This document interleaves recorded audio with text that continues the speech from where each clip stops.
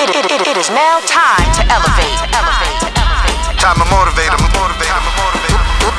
Let's engage. It is now time to elevate. Hey, thanks so much for staying tuned in for another episode of Engage, Motivate, and Elevate. I am Monet Fox, your hostess. Today we have such a great show planned for you. I have Mr. Shawn Brown. He's the executive director of the program called Becoming a Man, or BAM Boston. It is a national program specifically designed to go into public school systems as a counseling curriculum program. So super excited to talk to him. I'm sure you're going to benefit from the information that he has to share too. So stay tuned in for the rest of the show with Mr. Shawn Brown. So Shawn, welcome to the show. Thank you so much for being here. Mate, thank you for having me. It's a pleasure. Yeah, I'm excited to talk to you. You're a local celebrity. A lot of people are talking about you, especially in the recent weeks. I've been hearing your name all through the news and stuff. So this is going to be Listen, great. I tell people, man, I'm just a kid from Dorchester living the dream. That's it. That's right. That's a good thing to say, though. You know, I might steal that because I'm from Dorchester too. Just a kid from I Dorchester. might steal it and act like it's mine. So. Hey, listen, I got something I say too. When I hear someone, say something and I like it, I said, listen, if I say it twice, you still own it. Once I say it the third time, it's mine. So it's yours, right?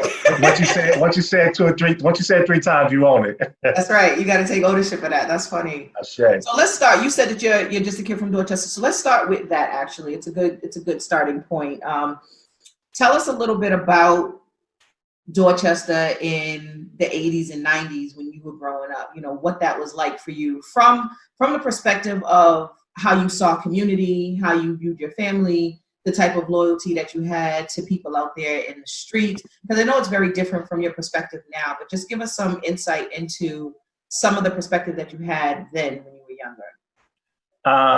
First I'll start by saying, born and raised in Dorchester, to a single mom. I was the oldest of four boys in the home. And it really started there, not having a father figure in the house, shaped who I eventually became, because I became the role model and the father figure for my brothers. But also not having that father figure in the home caused me to navigate to the wrong, male figures as role models, which eventually led me to, being involved in a lot of negativity society has to offer a young man who doesn't have the proper guidance. So being street involved, gang involved, selling drugs, and things of that nature. So for me growing up, that's what it was. And my mom's, I tell everyone today, when people see my strength and they talk about just my mental toughness and things of that nature, I always credit back to my mom's, because I watched my mom's, struggle to raise four boys, but did her best. And you look at, myself and my brothers who've never been, locked up and things of that nature. We credit it to our moms, and I've done a lot that could have easily, had me in that place. That's why I credit it to my faith. I believe in God and believe He's had a plan for me, which ultimately landed me to where I'm at today. But just growing up without a father figure, again, I ended up having my first kid at the age of 15. So I had to grow up fast there. And having my first kid at the age of 15 is another thing that really pushed me to make better decisions. Because prior to that, I was living recklessly out here, and I'm a product of the Boston public school system. I'm a proud alumni of the BPS. And growing up, I went to just about every middle school before I was kicked out because I was too old and gang affiliated. Went to high school. I went to about 3 or 4 high schools before I was bused to Charlestown as a last resort. But then at Charlestown High, there were a few folks, adults who came into my life and saw something in me that I didn't see in myself at the time.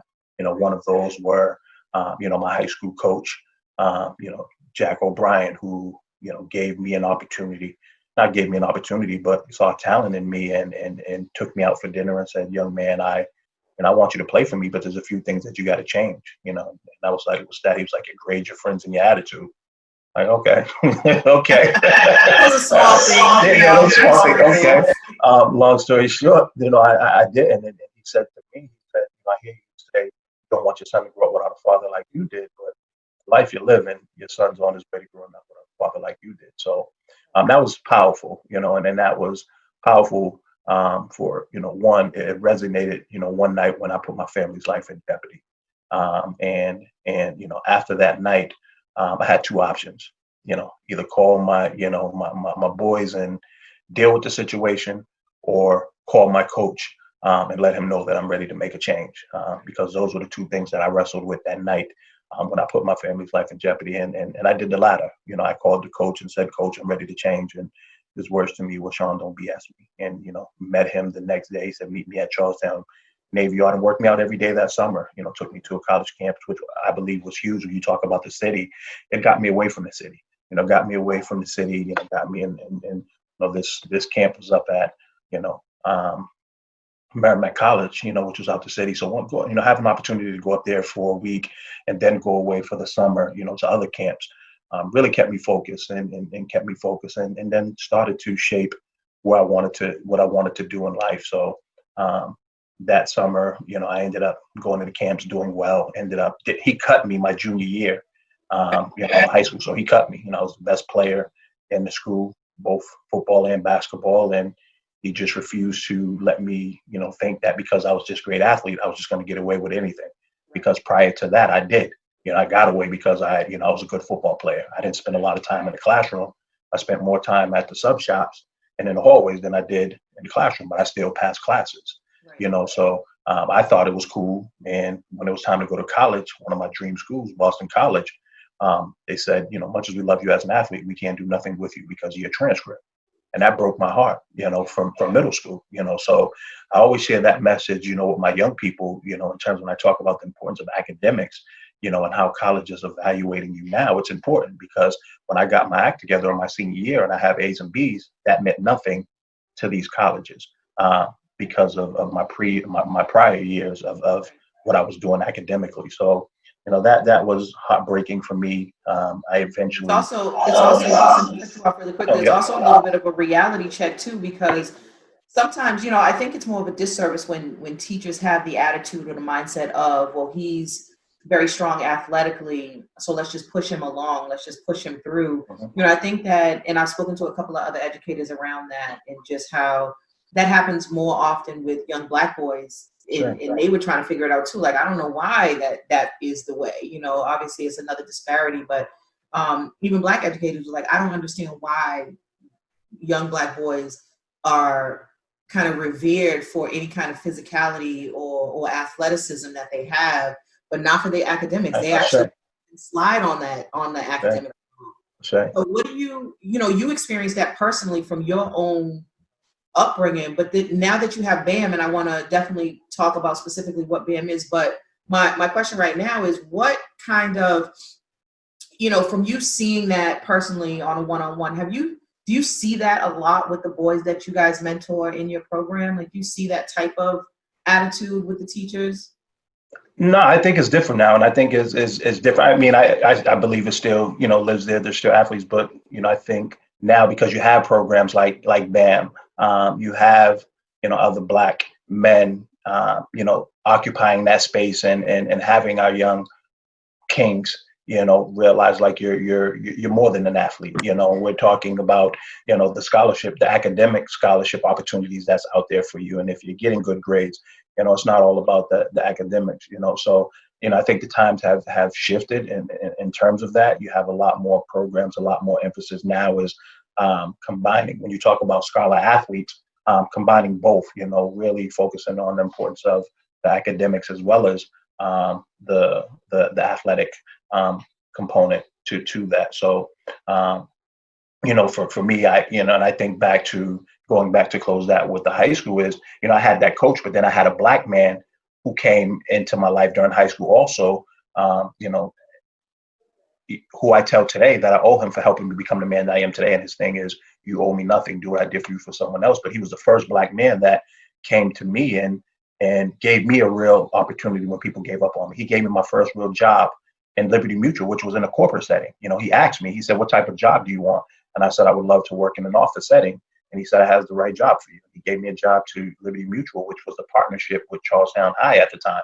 So it was really that experience that propelled me to, okay, this is what I want. This is what I want to do. And that again then pushed me to do better in the classroom.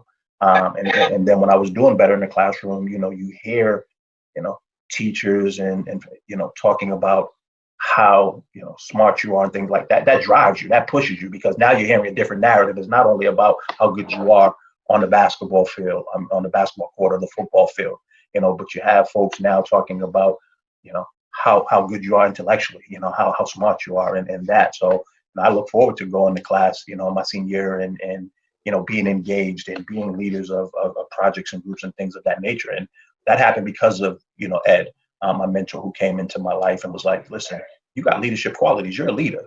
Take that energy and channel it into something positive. You have all these young, brothers following you, these young dudes following you. Take that energy and do something positive with it. So him giving me that first opportunity really just set the stage for where I'm at, today and where I wanted to go. So for him, man, it was just, he was the first Black man that I saw in a suit and tie that I respected. Yeah. Prior to that, it was like, when I grew up, that wasn't who we aspired to be. My role models were my uncles and, the dudes around the way, who's making all the money and, the hustlers and things. So that's who I aspired to be. And, seeing Ed just gave me a different light on how I saw life. And, he was a Black man who, showed up to work every day in a suit and tie, was married. So that was different for me, for me coming from a single parent home. I had this Black man who was modeling what it looked like to be a husband.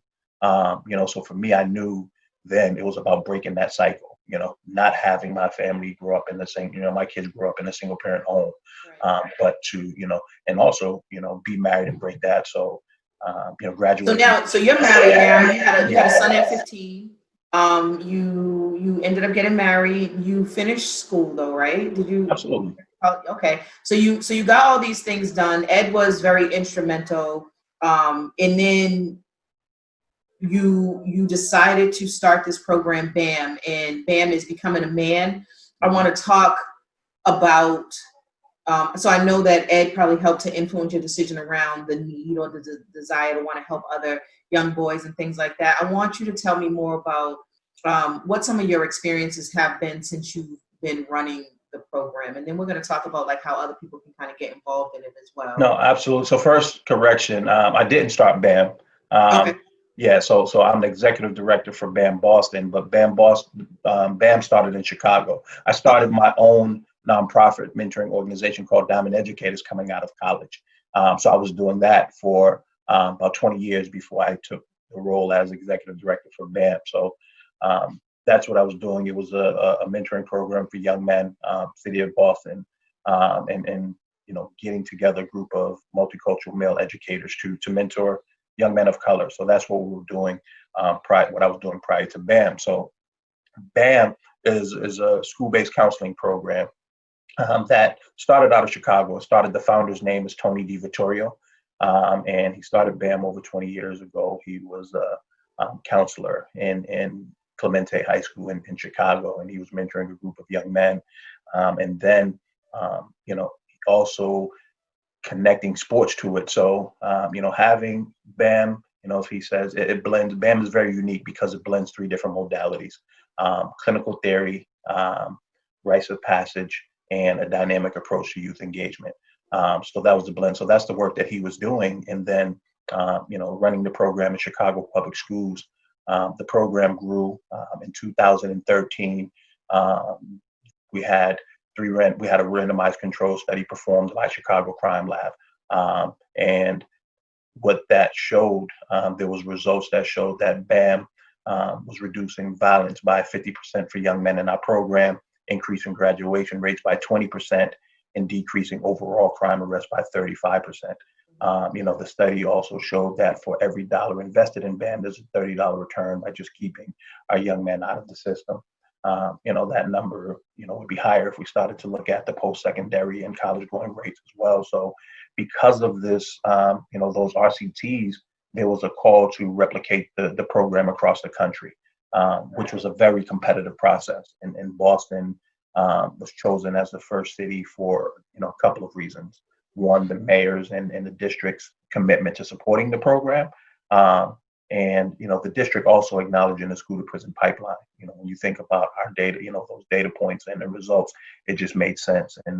And then the last thing is just the founders' love for Boston. So Boston was chosen as the first expansion city, and that was in 2017. So in 2017, when the mayor rolled out the program, the goal was serving for 150 young men, Black and brown boys. Again, we refer to them as scholars and kings, across 4 schools, and those 4 schools was the John D. O'Brien, Dearborn STEM Academy, Burke, and English High School in our first year. So since then we've currently expanded into 10 schools, serving 550 plus scholars now. So we expanded to Greater Boston, 9 Boston public schools, and 1 in Cambridge Region Lab. Is that all high schools, or is it also middle schools? So BAM is a school-based counseling program for young boys 7 through 12. So we have 3 of our schools are 7 through 12 schools. So the Tech Boston is one of our schools, Dearborn STEM Academy, and John D. O'Brien. So we do have in our schools, we're serving a couple of middle school cohorts as well. So. Oh, that's awesome. So when you talk about you said there's 3 different modalities, and I don't want to mess them up, but can you talk a little bit about the modalities, just like what these young boys are learning, that what is the I want our viewers to understand the value of BAM. I want them to understand what they're actually, like, what these kids are actually getting, the way that they're being supported inside of their day. Yeah, no, that's a great question, Moy. So BAM again is a school-based counseling program that happens during the school day for our scholars. It starts with hiring these amazing men that we call BAM counselors. These are men who come with backgrounds in social work, or masters in clinical clinicians, and we hire them. We put them in schools full time, and they're working with a cohort of 55 scholars. And breaking that cohort down into groups of 12 to 15. So one counselor may run anywhere from 4 to 5 groups a week with our scholars, and this is happening for the entire year. So BAM is happening during the school day. It's an elective, so it's part of our BAM scholar schedule. So it's embedded in their schedule for the school year. So if I'm a BAM scholar and I have, let's say, BAM on Tuesday morning at 9, I'll have BAM Tuesday morning at 9 for the entire school year. And our program, again, being a counseling program, is built around a set of 6 core values, which are integrity, accountability, positive anger expression, self-determination, respect for womanhood, and visionary goal settings. So our curriculum is 32 lesson plans over the course of 2 years. So that's the immediate, when we talk about the clinical, theory part, and then our extended curriculum goes into the rites of passage. So that's our, we really start to deal with the daddy wound, and, what are the traumas and experiences that you experience in your life, and things of that nature. And then the dynamic approach to just youth engagement is really all the community stuff that we're doing, connecting our young people to leadership opportunities, workforce development opportunities, post-secondary college going, and things of that nature. You mentioned the daddy thing, that, and so you mentioned that your mom, you were raised without your dad, and that you had other men, particularly Ed, kind of really mentor you and show you, put you on the right track. How important do you think, one, it is for young Black boys to discuss the pain or hurt or disconnect or void that they feel around not having their dads? Like, what? I just think that I see it so often, and I notice anger, but then I'll hear like, no, I'm not mad, bump that dude. I don't care, like I'll hear that kind of thing. Right. And, I'm not a counselor by any means, but when I hear that type of thing, I always want to just hug them like, no, it's okay. You're upset, but it's okay, but it's not my place, obviously. But how I guess, my question is more around kind of like Ed's impact on you, or just the impact that other Black men have on Black men. Like, how important do you think that is? Like, how painful is it to not have your dad as a Black boy? Like, you've experienced it personally, so I mean, I think that you have great insight on it, especially having 3 other siblings around with your mom, so you've seen that struggle as well. Right, so there's a lot that you've been able to see growing up in your life. Yeah, no, it's, one that speaks to, BAM providing that safe space for young men to do that work. So first of all, our work happens, and so each BAM counselor has their own classroom, and in that classroom, when you come in, it's set up in a circle. We have 15 chairs set up in a circle, and that's where the magic happens. So these young men come in and they sit in that circle, and they're able to check in a safe space and have those tough conversations. One of the reasons why we sit in a circle is because, one, that speaks to no one man is above the group, but also allows for, when one man is checking in and doing his work, it allows someone else to be connected to that and doing that. So that safe space is created. Now you have young men checking in, with their feelings and how they're feeling. So one of our staple check-ins is a PIES check-in. How are you feeling physically? What are you thinking about intellectually? How are you feeling emotionally, and what are you connected to spiritually? So you can imagine everything that comes up in that space. But, going to, like you said, that just, talking about my personal experience, not having my father, I also fell victim to saying, wearing that mask of, I don't care that my father's not here. I'm good. I don't need my father. And as I started doing this BAM work, I learned that I carried that hurt with me for majority of my life, even though I was deflecting and saying that I didn't care, or, my dad, I longed for that relationship, still with my father. And how it was showing up was, it was showing up in my marriage and in other areas of my life. The resentment that I had, for my father. So, every man that's hired for BAM, you go on this thing that's called the Mankind Weekend, and it's a 3-day retreat, really doing ruthless self-examination and dealing with all the trauma that you experienced in your life, and learning how it shows up. It's called your shadow, and the goal is to know what your shadow is, but keep it in front of you so it doesn't trip you up. And in this space, I got an opportunity to confront the daddy wound and my father not being here. And, that was my work on that carpet, is really dealing with that. So coming out of that weekend, I had to have a conversation with my wife and say, you know what, I apologize. I'm sorry, I get it, because of the experience of not having my father there, it was showing up in my marriage. I learned, through these men that, my uncles and things of that nature. It's like, nephew, don't ever put your hands in the life of a woman. They'll screw you, and things like that. When I saw my uncles come to my mom's house with bags and things of that nature. So I started to ingrain that in my thought process and in my mind, and how I dealt with women. So one of our core values is respect for womanhood. So for me is, I didn't have that respect for womanhood, in my early years, because I didn't have that teacher. I thought my life was built on a bunch of lies. What I was learning from these men weren't, really what, I should have been learning, until I started to do this men's work. So for me, dealing with that wound allowed me to one, have a real conversation with my father and hear what his story was, because all the story I only knew was from, what my mother, and the story that I made, that I created by him not being there.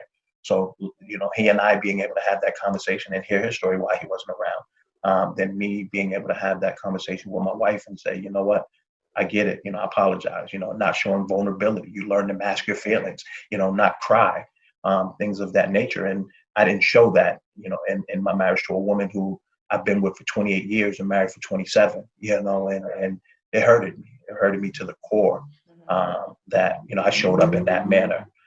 So really learning that and doing that men's work. So that's the rites of passage, stuff that we start doing with these young kings, and that core value of respect and womanhood.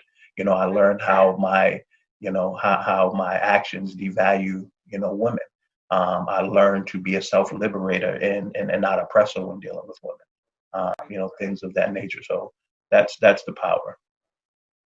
I think that that's amazing. I think that it's great that you can, anytime someone, no matter how long it takes, right, can walk into a situation and say, hey, I was doing this wrong, or I misunderstood this, and come and apologize. I think that it just speaks so many volumes about the individual, because there's a humility to being able to apologize for your, especially, you said you was married for 27 years, like, so your wife was been dealing with whatever you apologize for for a long time, so there's just so much humbling that comes. But I think that the process of growth is so inspiring. I try to tell people all the time, like, you have to, I don't journal, but I will put things on an agenda, and I do that very specifically so that I'll look back at my agenda books and be like, wow, last year I was just starting this thing, so next year I see myself, I'm in the mix of it, or in the thick of it, or, it's generating enough revenue so that I can start the next thing. So in the encouragement is really to, kind of hold yourself accountable to your own growth, to your own development. And it's not just, appointments and interviews. Some of it is, it's really important for me to remain mindful and to think about ways to improve in my family and friend relationships. So I'm always trying to, I ask my friends, like, what's the worst thing about my personality, if you had to pick, and of course they never want to say it because they feel like you think it's cool until I say that you're bossy, but I ask those questions very specifically because it's important for me to kind of see myself the way they see me.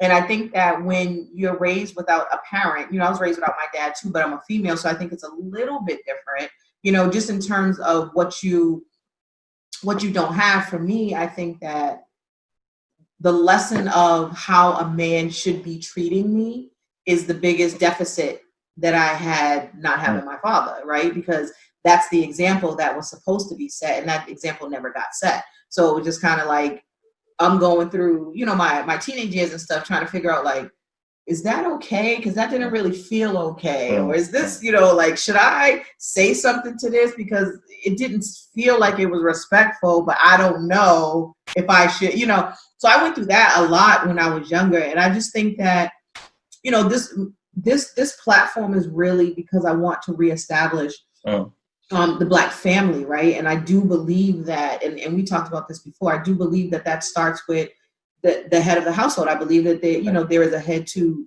the household. If you have a man, like, not everyone's in a relationship, and that's fine too. But if you do, then I do feel like it needs to be reestablished as, okay, well, the man is the head. And what does that mean exactly? It's not this domineering, bossy, shadow that's cast over you. It really should be about respecting the person's love for your family and the team, and understanding that they have your best interests at heart, and that, you can, and I'm talking about from a woman's perspective, you can submit to that because you understand the agenda, right? Like, so submission becomes easier when headship is done correctly, I guess is the best way to say that. But I think that these are really important lessons for young men to learn. And when you don't have, I dated plenty of men where I felt like, man, like, you didn't have any male influence in you. Like, you just don't know. You just don't get it. And it's hard to, like, blame them and criticize that, because you just don't know. Like, someone did you a disservice too, So I think that having somebody in place that can really try to mentor and shape and give real sustainable and viable support, right? I love that you do rites of passage. I love that it kind of, like, it escalates into, as the young men are grown, or young scholars and kings, as you call them, are growing, the program continues to enhance and gives them more things to kind of challenge them and things like that. You spoke to me before about one specific example in terms of the rites of passage. I think I remember speaking to you about that when we were talking about the rites of passage. I can't think of it right now, but I want to talk about your annual conferences. If you recall what you said around the rites of passage, you can say it. Yeah, no, I'll just, what I will go back, it goes back to just why BAM is so valuable to everything you just touched on, and especially with young men and teaching them about, respectful womanhood. teaching them how, I learned how my words and actions devalue women, including those I love. I'm more mindful and respectful in how I interact with women. Having young men strive to be self-liberators and not oppressors. So those things, but the core values of BAM is so important. And our goal is to, the goal of BAM is to guide young men to learn and internalize these 6 core values. One, practice social cognitive skills using the 6 core values. So when we talk about integrity, this is the rites of passage work. It's about, having young men, understand my values equal my actions. I am a man of my word, things of that nature. When we talk about accountability, having young men realize that, they're responsible for, the consequences of their actions. I own what I do and avoid projecting blame, things of that nature. So these are all, skills that we're working with these young men to internalize and practice in their daily lives. We talk about self-determination. I pursue my goals in the face of adversity. I learn to conquer self-defeating thoughts and overcome obstacles. Positive anger expression. Work with our young men, letting them know that anger is a normal expression. I learned that anger is normal emotion that needs to be expressed. But how you express that anger is a choice. Is that in a savage way, which is destructive, or as a warrior, which is is more productive and controlled anger and things of that nature. So those are the core values, and then 6 is visionary goal setting. That's our value where we help young men, or I create a vision for who I am and who I want to be seen as in the world. That's the rites of passage work that we're talking about. I create a vision that is focused on making my community and world a better place. So really getting into that and having young men. So BAM is universal, or the core values are universal, regardless, if you're young, Black, or, however you associate with, those core values are universal and something that we all can apply to our daily lives. And that's what I love so much about it, and you talk about your level of spirituality too, but what I love so much about it is that this is like a moral compass that almost if you were brought up in a religious household, right? These are the types of things. The morality of life is kind of the lessons that BAM gives you, and that's what I love so much about it. As you were saying, and I was like, man, we should have a BAM for women, maybe a BAW.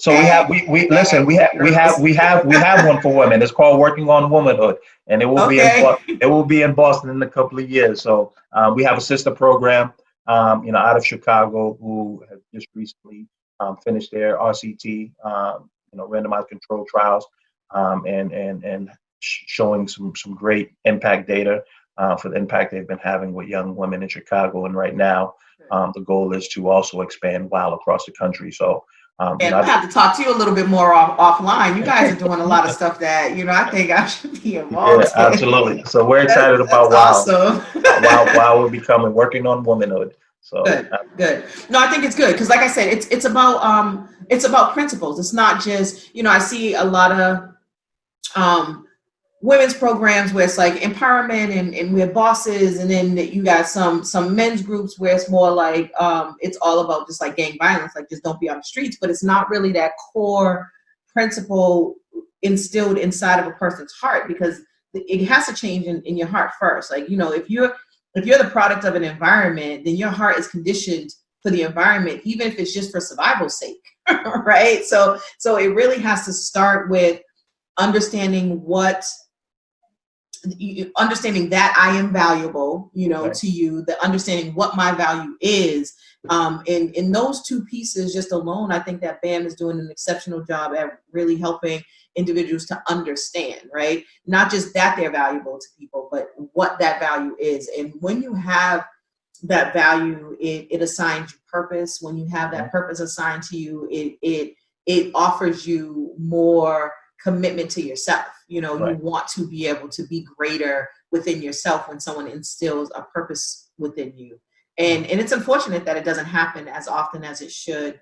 But I'm super grateful for BAM. So let's talk about how people can get connected. I know that right now it's just in Chicago. In Massachusetts, are you guys planning on expanding, or any other cities like in talks right now, or you're not sure about that? No, absolutely. We are. I mean, prior to COVID-19, which is a whole nother, dealing with that pandemic. Pause on life. So prior to that, we were in conversations with uh, several school districts to expand. We were talking about expansion first and foremost with the Boston Public Schools, and getting BAM in as many schools as possible. At least adding 3 additional schools to BAM this year in the district. We were in conversations with Cambridge Public Schools as well. And as far as expanding into a couple of other, upper schools in Cambridge, and then also in conversations with Somerville around expansion to Somerville, and then working with the governor's folks around our ability and capacity to expand to all the gateway cities. So Springfield, Lawrence, Lowell, Worcester, those cities. So we're definitely, have plans on expanding here in New England and Massachusetts, but across the country, BAM is continuing to grow. Boston was the first expansion city 3 years ago. We're currently serving 8,000 young men across the country in Chicago, Boston, LA, Seattle, and most recently our expansion has expanded internationally to London. So the program is continuing. There's other, we're in conversations with other cities about bringing BAM and WOW as well. So I mean, it's needed, and for me, my goal is to get BAM to any young man in the city or across the country that can use it. When you talk about, your son and how do I get my son involved, things like that hurts my heart. We talk about BAM, what makes your heart hurt? One of the things that makes my heart hurt is when I have parents, come up and know or hear about all the great work BAM is doing and want their young king to be involved. And I got to say, what school does he go to? And if he's not in one of our 10 schools, then it's like, he's not eligible. But, the work doesn't stop because, again, first and foremost, what's important to me is that relationship with the young people. So, we'll still be connected. We'll connect them to, what BAM is doing in our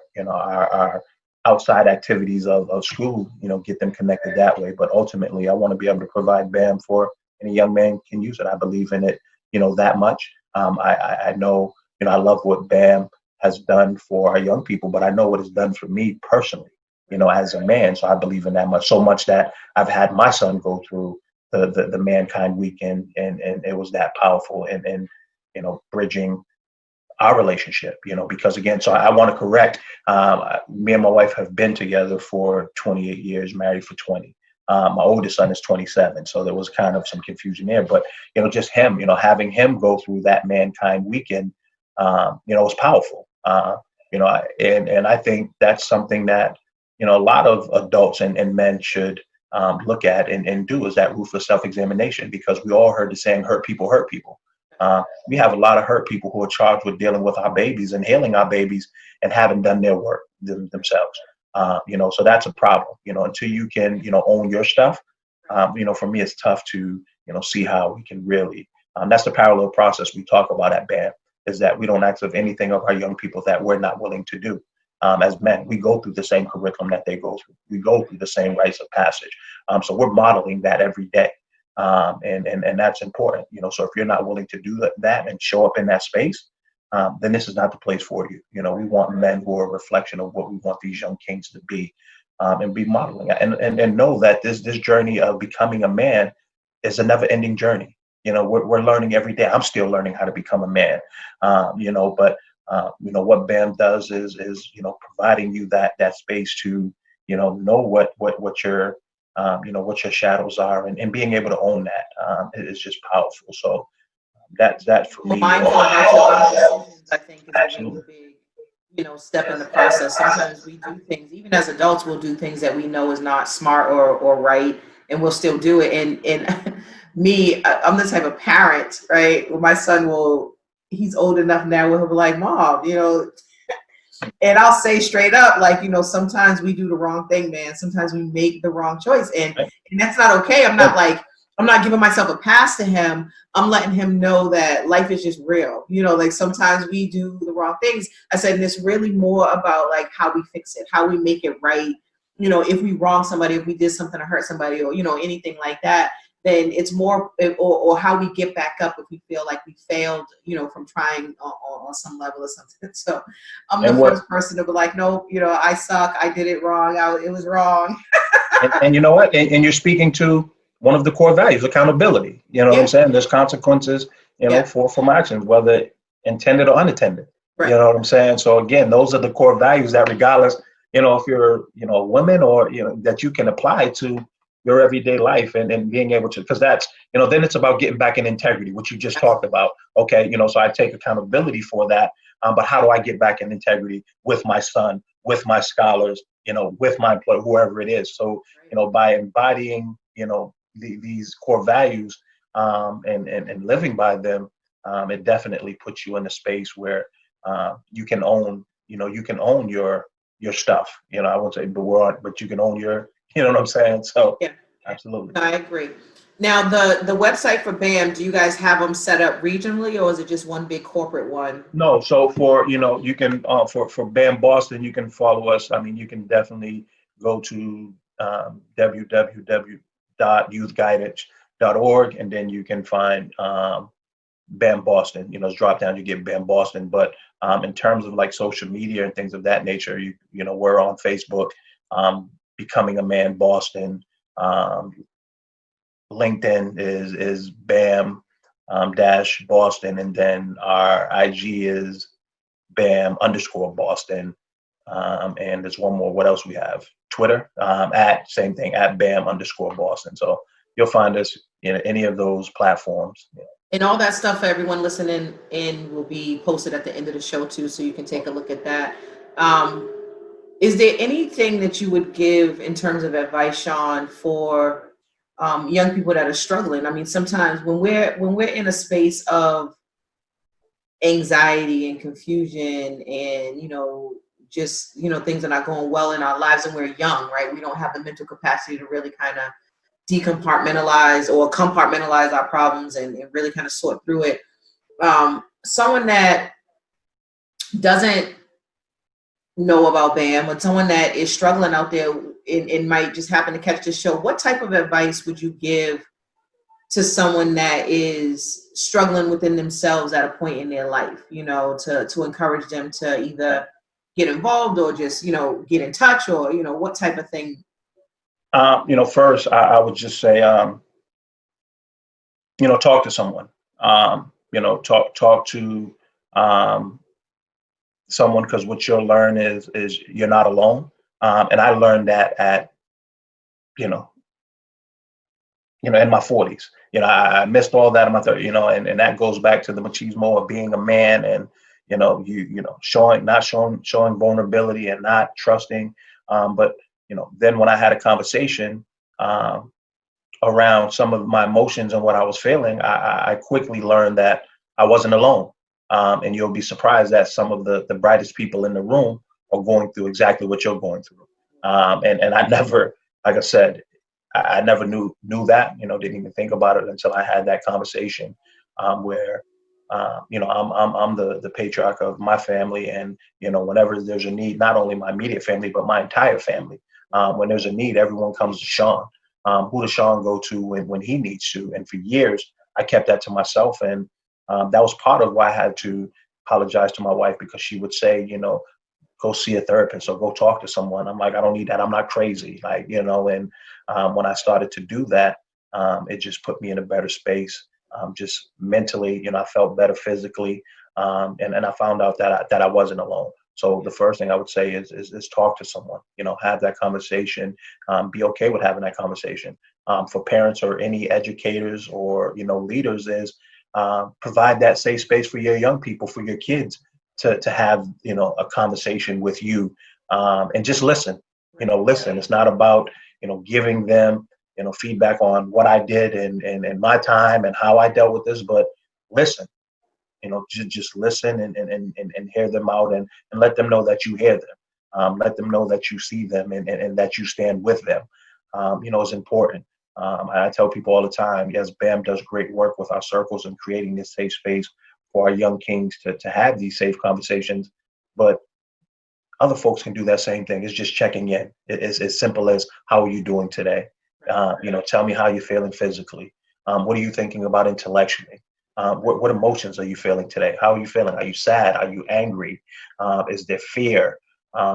Shame? What are your emotions? And then just connect. Like, what are they connected to? Are they connected to something spiritually? Who are they connected to? What organizations? What people? And you'll be surprised on as to just how having that small conversation or providing that space, for people can really be helpful. So that's what the advice that I would just give to folks is, again, um, talk to someone. You're not alone. It does you no good just holding it in, and then provide space for others to have that opportunity to talk. I love that. I think that being able to talk and really get, feeling a level of confidence in somebody, having a conversation. My thing was always like I didn't have someone to talk to, right? And so, but finding a person that you can actually open up to, even if it's so I ended up going to therapy. So even if it is somebody that you don't know, Right. often I think that it's even better sometimes to talk to people that you don't know, Right. because you get such an unbiased, Right. type of response, and they're able to help you in a way that's not so emotional for you because it's Right. not them judging. But I do agree with that. I think that that's great advice. I encourage all of you out there listening to take a look at the website. It's going to be listed again at the end of the show. This is Shawn Brown. He's the executive director of BAM, that's Becoming a Man in Boston. They're also in 4 other states, right? Did I hear it right? So it's like Chicago, LA, Texas. Seattle. Oh, Seattle, Washington. Okay, I was trying to remember. Yep. So Seattle, and then in London. Yeah, we just expanded internationally to London. Yeah. Okay. So they're doing really, really great things. I want you all to take a look. If you have young boys that are teenagers and maybe struggling, trying to identify within themselves, particularly if you are a single mom and you're listening in, or even you're a mentor as a male and know some young boys that may be struggling and going through this, I would definitely encourage you to get involved with the program. There might be some level of curriculum that you can even pull from the program and implement into your own program and to try to help these kids as well. Right, Shawn, that might be available on the site. Absolutely. I mean, we're all about collaborating and providing, professional development to, adults to support. So absolutely, for anyone out there, Monet, share my information and please don't hesitate to reach out and get in touch. If it's not, I'm gonna be on your line. I told you anyway. I'm trying to finagle my son in the program some way, somehow. So if it's not something that we can support, I'm all about collaboration and making connections. One of the things I say is that I stay in my lane and we stay in our lane. We do something well and we stay in that, and things that we don't do well. It's all about collaborating with like-minded organizations and people who are doing great work. Because it truly is about the collective impact. It takes a village to do this work. No one organization, BAM is not the end all be all. No one organization is touching our young people 24 hours a day. So it's imperative that, we collaborate and work together to get the results, that we want for our young people. I agree. One of the things that I just, in wrapping up, I just want to say that I really, really appreciate about part of the programming that you offer is that you really are essentially, without saying the word emotion, really helping young men to tune into these emotions that they have. When you talk about how are you feeling emotionally, just the thought that it takes to sit there and think about what you're actually feeling. I go through those types of things in the morning if I'm tired and I feel like I want to be sick because I don't want to get out the bed. Like, oh, I'm sick. I don't feel good. And I'm like, well, wait a minute. Right.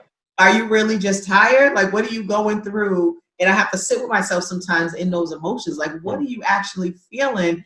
So I think, I want to commend you guys so much for that and I didn't want it to just kind of go over the conversation. I wanted to make sure that listeners heard that is a component of it that, in my personal opinion, feel like is super, super important in terms of understanding how to value yourself, relating to your own emotions, understanding that these things are valid and that these things are real in your life. I think that it gives so much more credibility to us as individuals, to ourselves, right? Like, right. I feel this hurt, I feel this pain, and therefore I am credible to respond this way or to be this way.